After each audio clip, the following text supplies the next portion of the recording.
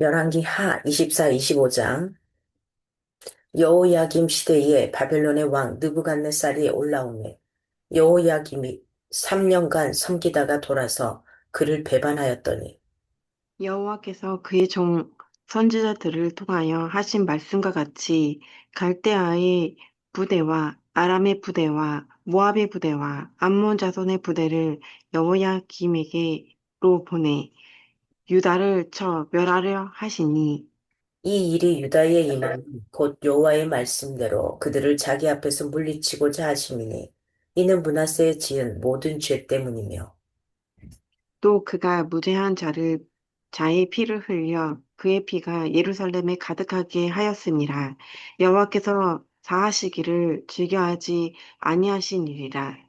여호야김의 남은 사적과 행한 모든 일은 유다 왕 역대지락에 기록되지 아니하였느냐. 여호와 여호야김이 그의 조상들과 함께 잠에 그의 아들 여호야긴이 대신하여 왕이 되니라. 애굽 왕이 다시는 그 나라에서 나오지 못하였으니 이는 바벨론 왕이 애굽 강에서부터 유브라데 강까지 애굽 왕에게 속한 땅을 다 점령하였음이더라. 여호야긴이 왕이 될 때에 나이가 18세라. 예루살렘에서 석 달간 다스리니라. 그의 어머니의 이름은 느우스다요 예루살렘 엘라딘의 딸이더라. 여호야긴이 그의 아버지의 모든 행위를 따라서 여호와께서 보시기에 악을 행하였더라. 그때에 바벨론의 왕 느부갓네살의 신복들이 예루살렘에 올라와서 그 성을 애워싸니라. 그의 신복들이 에워쌀 때에 바벨론의 왕 느부갓네살도 그 성에 이르니 유다의 왕 여호야긴이 그의 어머니와 신복과 지도자들과 내시들과 함께 바벨론 왕에게 나아가매 왕이 잡으니 때는 바벨론의 왕 여덟째 해이라. 그가 여호와의 성전의 모든 보물과 왕궁 보물을 집어내고 또 이스라엘의 왕 솔로몬이 만든 것, 곧 여호와의 성전의 금 그릇을 다 파괴하였으니 여호와의 말씀과 같이 되었더라.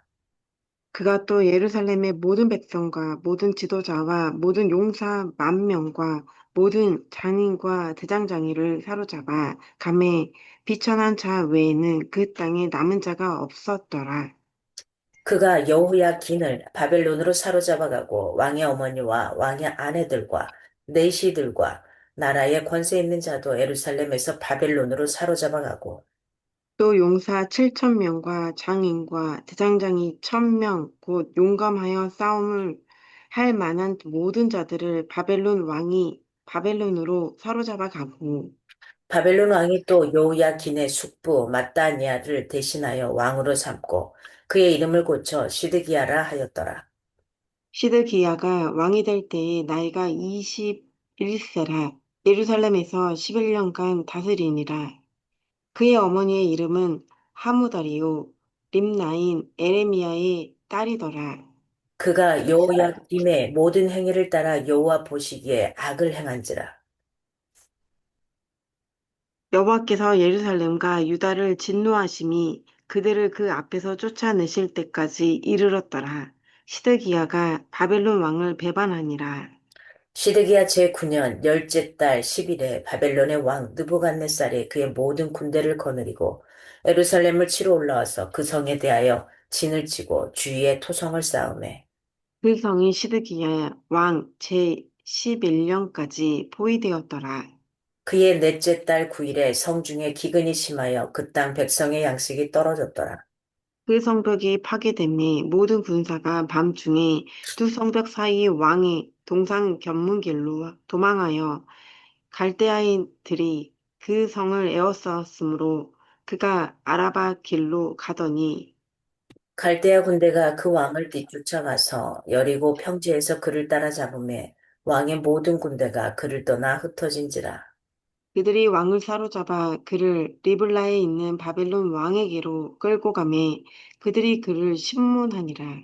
그들이 시드기야의 아들들을 그의 눈앞에서 죽이고 시드기야의 두 눈을 빼고 노사슬로 그를 결박하여 바벨론으로 끌고 갔더라. 바벨론 왕 느부갓네살의 19째 해 5월 7일에 바벨론 왕의 신복 시위대장 느부사라단이 예루살렘에 이르러 여호와의 성전과 왕궁을 불사르고 예루살렘의 모든 집을 귀인의 집까지 불살랐으며 시위 대장에게 속한 갈대아 온 군대가 예루살렘 주위의 성벽을 헐었으며 성중에 남아있는 백성과 바벨론 왕에게 항복한 자들과 무리 중 남은 자는 시위대장 느부사라단이 모두 사로잡아 가고 시위 대장이 그 땅에 비천한 자를 남겨두어 포도원을 다스리는 자와 농부가 되게 하였더라.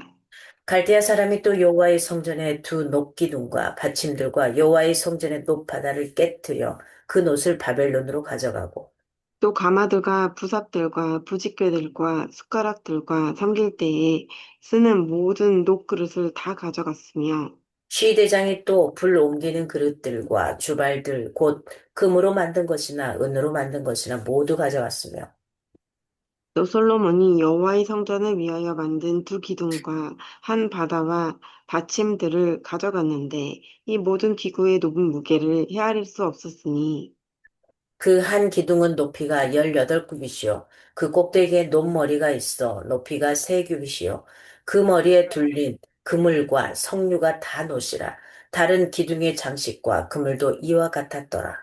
시대장이 대제사장 스라야와 부제사장 스바냐와 성전 문지기 세 사람을 사로잡고 또 성중에서 사람을 사로잡았으니 곧 군사를 거느린 내시 한 사람과 또 성중에서 만난 바 왕의 시종 5사람과 백성을 징집하는 장관의 서기관 한 사람과 성중에서 만난 바 백성 60명이라. 시위대장 느부사라단이 그들을 사로잡아 가지고 리블라 바벨론의 왕에게 나아가매 바벨론 왕이 하마 땅 림나에서 다 쳐 죽였더라. 이와 같이 유다가 사로잡혀 본토에서 떠났더라. 유다 땅에 머물러 있는 백성은 곧 바벨론 왕 느부갓네살이 남긴 자라. 왕이 사반의 손자 아히감의 아들 그 달리아가 관할하게 하였더라.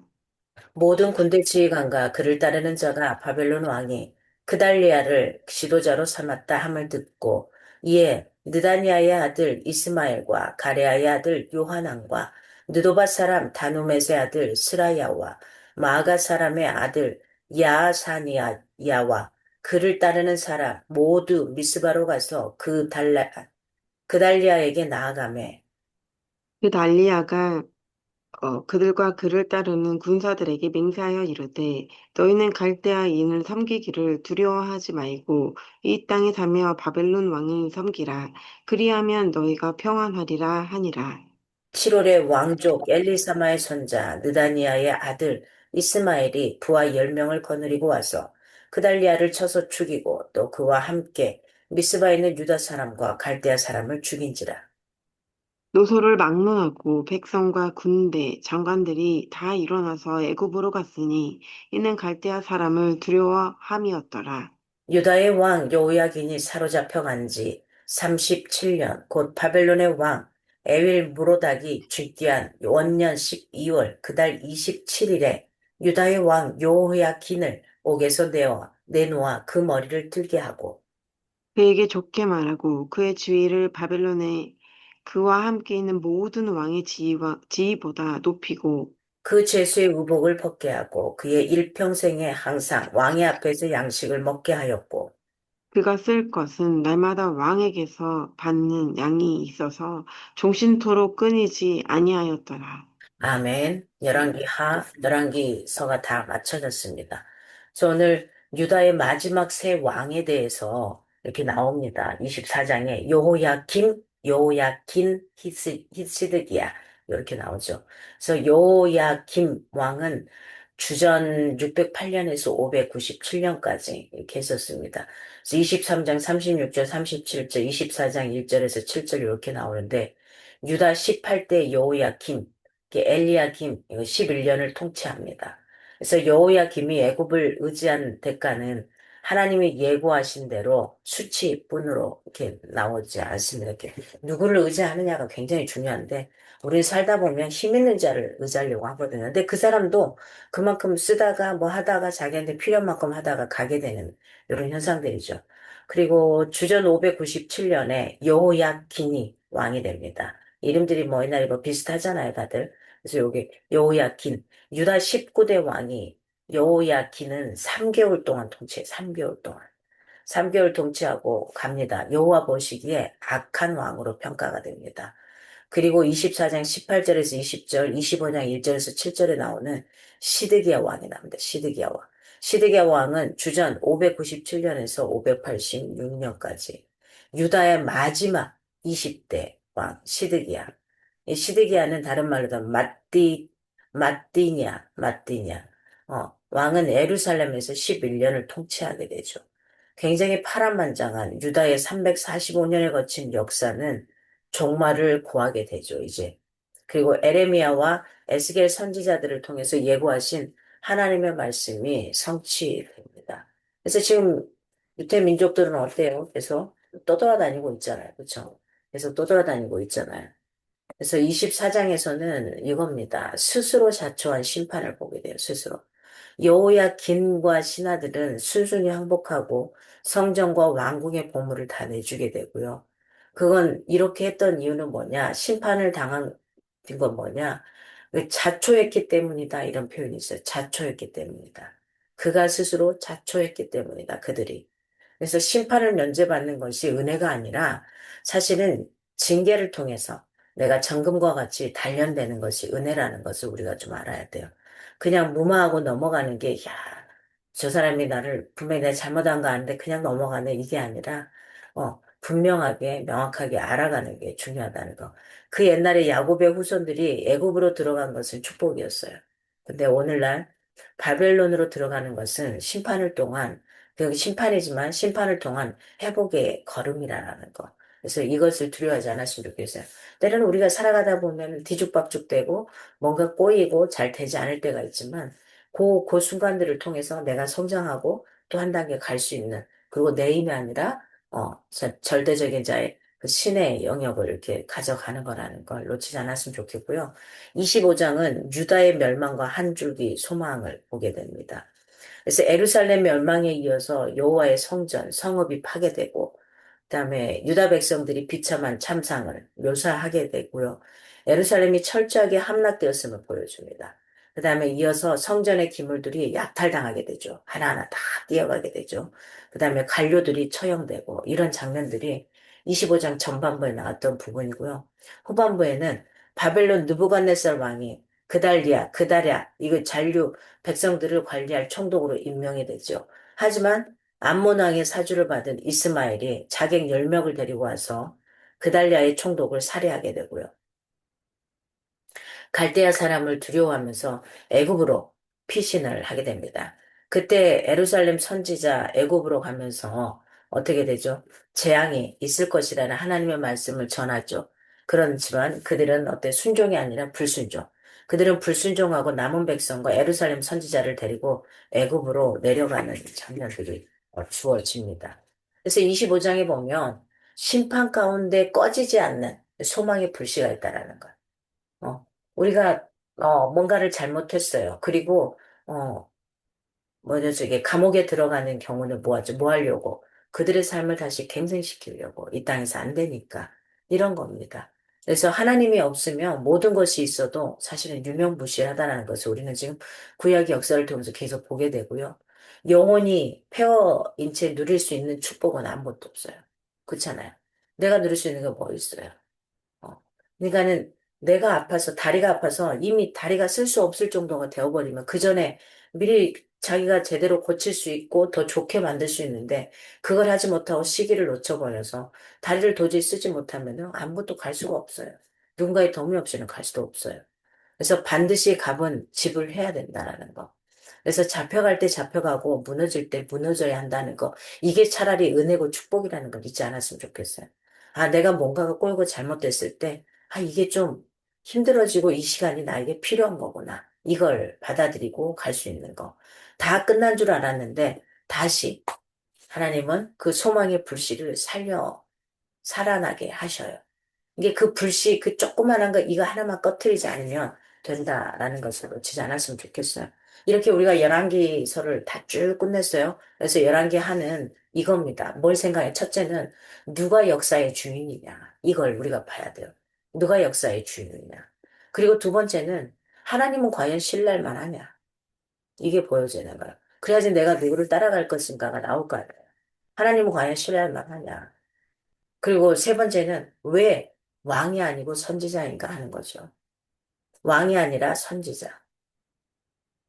참된 왕은 누가 있어야 돼요? 선지자가 있어야 되고, 그 선지자의 말을 잘 들어야 되고, 또 올바른 선지자가 또 주변에 있어야 되고. 그래서 주변에 내가 어떤 사람들과 함께 하고 있는가고.